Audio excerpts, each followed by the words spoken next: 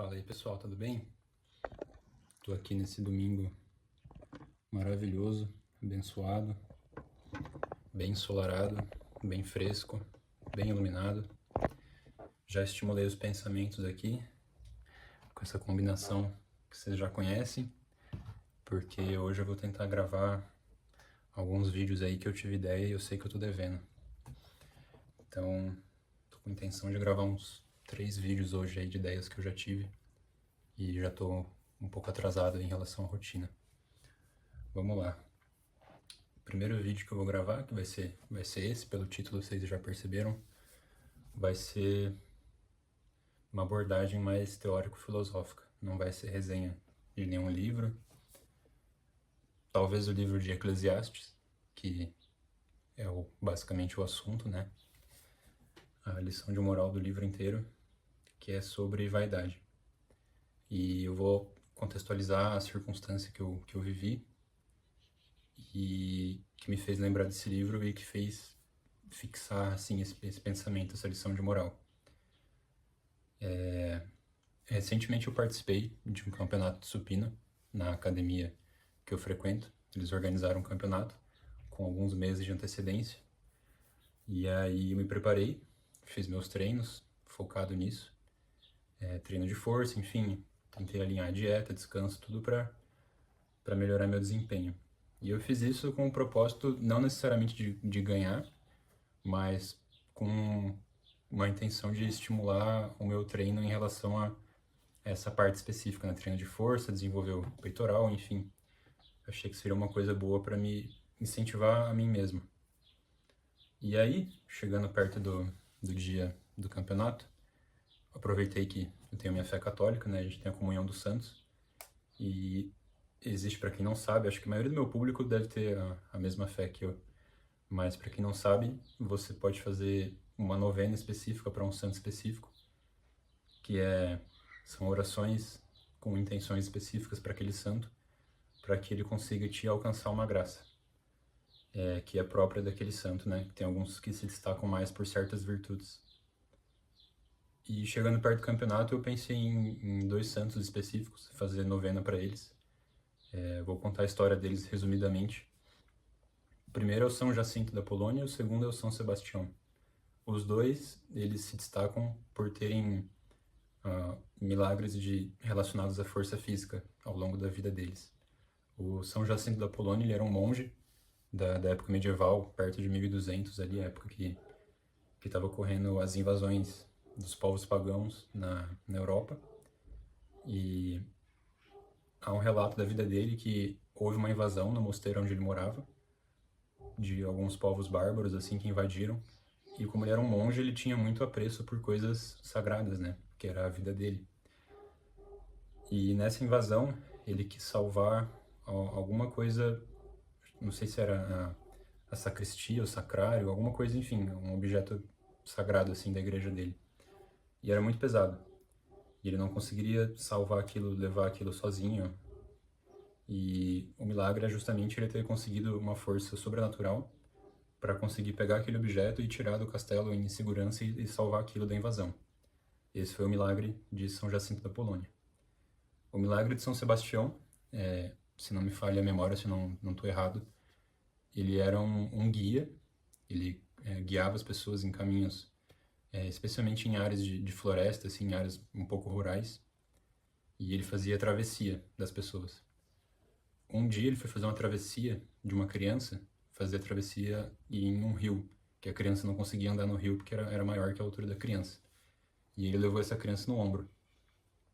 Conforme ele ia fazendo a travessia, ele ia percebendo que a criança ficava mais pesada, até o ponto que ele começou a afundar e ele conseguiu atravessar a margem, mas ele relata que essa criança, o peso que era a criança, ele sentia que era o peso do mundo.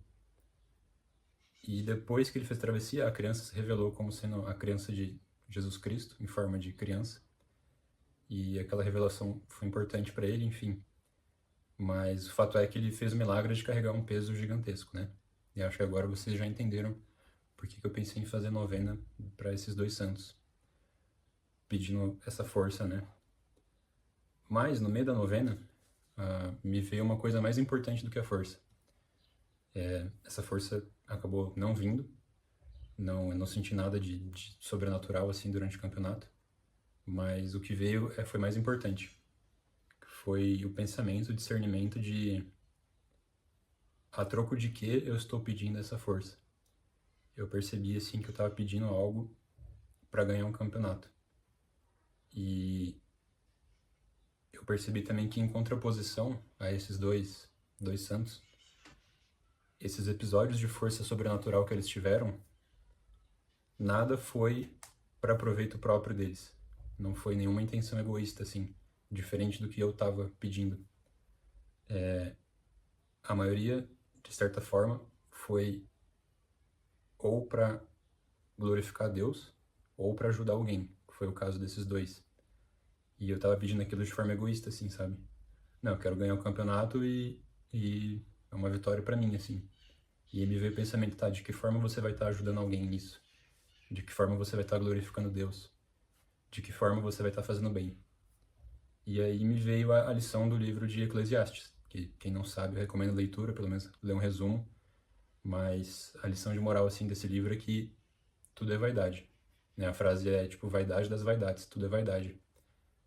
E a conclusão é que tudo é vaidade a não ser amar a Deus e todas as coisas anexas a esse dogma. E aí eu percebi, foi nisso que eu percebi, assim, o quanto que a gente pede certas coisas para Deus por vaidade, né? A gente apela para essa força que é Deus, né? Que é infinita, infalível, mas a gente pede coisas que não são necessariamente convenientes para nossa salvação, que é a única coisa importante, ou coisas que não são convenientes para ajudar o próximo. E por vaidade mesmo. E não que eu seja contra competições, eu não acho que ganhar seja uma coisa, não quero entrar nessa desconstrução do conceito de competição, eu acho que elas são boas para aprimorar o ser humano, mas somente na medida em que você não cria um ídolo de si mesmo. Tipo, você não tá ganhando para se idolatrar e também não tá ganhando para que as pessoas te idolatrem. Eu acho que isso é um pensamento extremamente perigoso. Então, assim, 2 pontos. Qual é a real importância das competições e de que forma a gente deve pedir as coisas para Deus? A real importância das competições é uma forma da gente se aprimorar enquanto ser humano. Acho que isso é o essencial, assim. E quando a gente for pedir alguma coisa para Deus, a gente tem que sempre ter isso em mente, assim, sabe? Se eu tô pedindo isso para de alguma forma glorificar Ele, se eu tô pedindo isso de uma posição de humildade, tipo, eu tenho que fazer certa coisa, mas eu não consigo, porque eu sou incapaz de fazer certa coisa. Então, é um pedido que vem de uma posição de humildade para ajudar alguém ou que seja conveniente nossa salvação. Acho que essas são as circunstâncias úteis, assim. Úteis não, né? As circunstâncias adequadas, que acaba não gerando uma certa idolatria.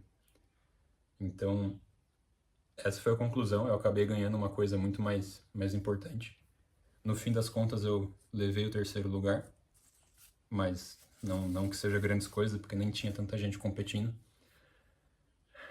E, que nem eu disse, eu acho que a vitória mais importante foi conseguir internalizar esse pensamento, assim, de que a maioria das coisas que a gente pede para Deus não passa de uma vaidade, sabe? E que, no fundo, tudo que não for eternamente relevante é eternamente irrelevante. Então a gente tem que ter isso em mente, assim, porque é uma relação extremamente, acho que foge em palavras, portanto que essa relação é importante com Deus, da gente se mostrar como alguém necessitado dele, mas desde que a gente apresente as necessidades certas, porque acho que pelo contrário isso pode acabar até sendo prejudicial se a gente não tiver a mentalidade correta, porque pode acabar numa ingratidão, né? De que Deus na sabedoria dele não vai te dar certas coisas, e se você não tiver a sabedoria de entender por que você não recebeu certas coisas, você pode acabar ingrato e rancoroso. E isso aí é justamente o que o diabo quer de você. Então, esse é um pensamento rápido de uma circunstância pessoal e pontual que aconteceu comigo. E eu espero que de alguma forma tenha agregado para vocês. Então, é isso. Vou pro próximo vídeo.